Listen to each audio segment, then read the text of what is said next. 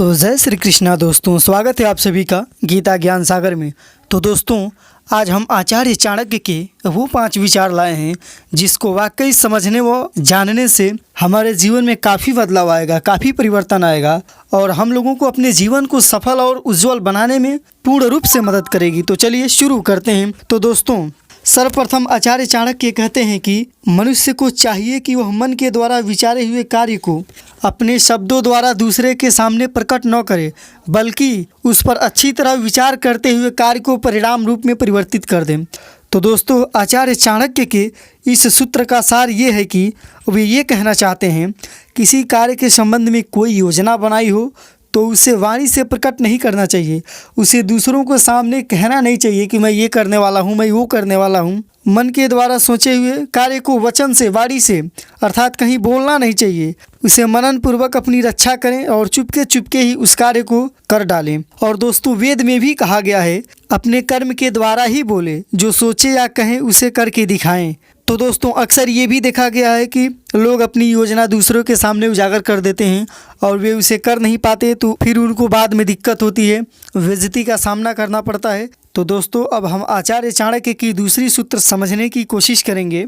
तो दोस्तों, आचार्य चाणक्य कहते हैं कि जो व्यक्ति मुख पर चिकनी चुपड़ी बातें बनाए और पीठ पीछे कार्य को बिगाड़ दे, ऐसे मित्र को त्याग देना चाहिए, क्योंकि वह तो उस घड़े के समान है जिसके ऊपर दूध लगा हो और भीतर विष भरा हो। तो दोस्तों, आचार्य चाणक्य का इस सूत्र का सार ये है कि जिस प्रकार ऊपर ऊपर दूध परंतु नीचे विष से भरा मटका एकदम फेंक देने योग्य है, उसी प्रकार सामने मीठी मीठी बात करने वाले और पीठ पीछे काम को बिगाड़ देने वाले मित्र को त्याग ही देना चाहिए, क्योंकि वो मित्र बहुत खतरनाक होते हैं।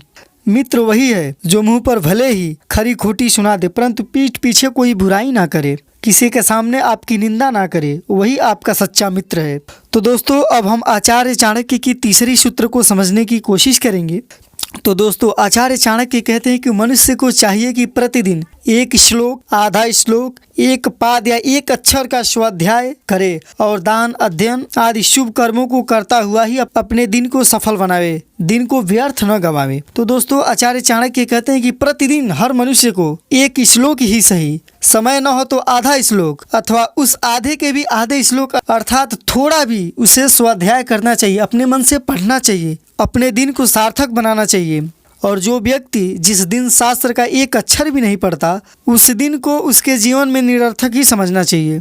उस मनुष्य को ये समझना चाहिए कि आज का दिन हमारा बेकार गया, क्योंकि आचार्य चाणक्य कहते हैं कि कुछ न कुछ अध्ययन अवश्य करना ही चाहिए, कुछ दान भी करना चाहिए, अन्यथा दिन बेकार चला जाता है। जीवन का एक एक दिन महत्वपूर्ण है, इसीलिए अपने प्रत्येक दिन को सफल बनाने के लिए स्व अध्याय अर्थात अपने मन से जरूर पढ़ें।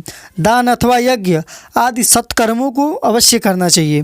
तो दोस्तों, अब आचार्य चाणक्य के हम चौथी विचार को समझने की कोशिश करेंगे। तो दोस्तों, आचार्य चाणक्य कहते हैं कि मनुष्य को चाहिए कि दुराचारी, कुदृष्टि वाले, बुरे स्थान में रहने वाले और दुर्जन व्यक्तियों के साथ मित्रता न करे, क्योंकि इनके साथ मित्रता करने वाला शीघ्र ही नष्ट हो जाता है। तो दोस्तों, आचार्य चाणक्य सीधे और साफ शब्दों में कहते हैं कि दुराचारी व्यक्तियों से, दुष्ट स्वभाव वालों तथा अकारण दूसरों की हानि पहुंचाने वाले व्यक्तियों से हमेशा दूर रहना चाहिए। ऐसे लोगों को मित्र नहीं बनाना चाहिए और ऐसे लोग शीघ्र ही नष्ट हो जाते हैं। ऐसे लोगों का पतन शीघ्र ही हो जाता है, जल्दी ही हो जाता है, क्योंकि जिसका व्यवहार अच्छा नहीं है, जो दुराचारी व्यक्ति है, वो अपने व्यवहार के कारण ही हर जगह मार झगड़े करता रहता है, वो अपने को बर्बाद करने में लगा ही रहता है। तो उससे दूरी ही बनाकर रहनी चाहिए। तो दोस्तों, अब आचार्य चाणक्य के आखिरी और 5वां सूत्र समझने की कोशिश करेंगे। तो आचार्य चाणक्य कहते हैं, प्रेम बराबर वालों में अच्छा लगता है, सेवा नौकरी राजाओं की उत्तम होती है,